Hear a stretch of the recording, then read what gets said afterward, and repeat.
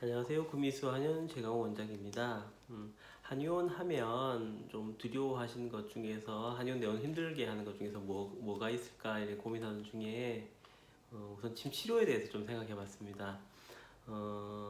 보통 이제 가벼운 질환들 그 근육인대 염자라든지 타박상 같은 경우는 이제 한의원 치료들 많이 하시잖아요. 예.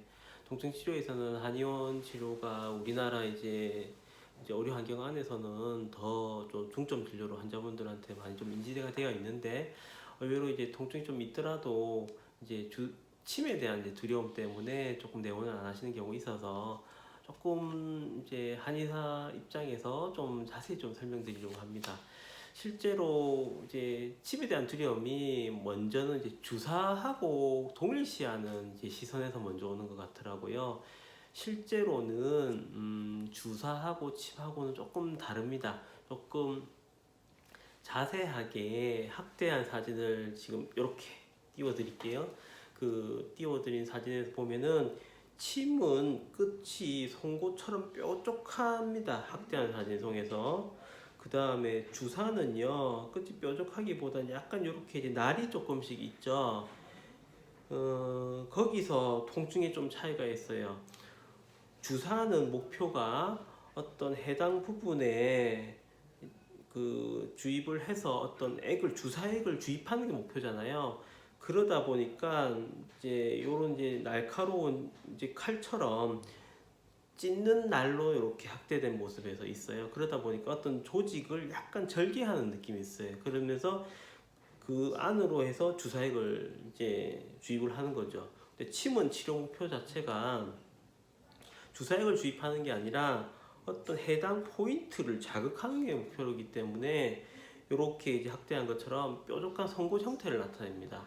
그러다 보니까 우리가 치료를 할 때도 주사 바늘은 조직을 절개하는 느낌으로 오기 때문에 조금 더 통증이 있는 편이시고, 침 바늘 같은 경우는 이렇게 송곳 모양이고 그다음 절개하는 게 아니다 보니까 해당 포인트를 쭉 자극했다가 그 다음에 빼는 거거든요. 그래서 훨씬 주사 바늘보다는 어떤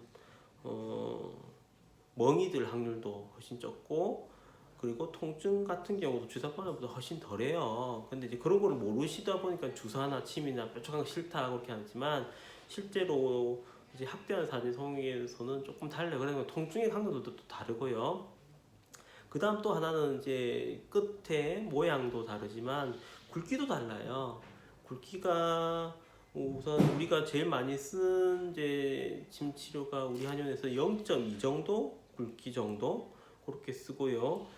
근데 주사 바늘 같은 경우 아까 말씀드렸듯이 주사액이 들어가니까 조금 더 액이 들어가야 돼서 굵기가 더 있죠. 그래서 거기서 또 차이가 있고, 그래서 굵기라든지 모양에 따라서 자세히 보면 주사라고 침이 주사하고 동일시하는 시선에서 봤을 때는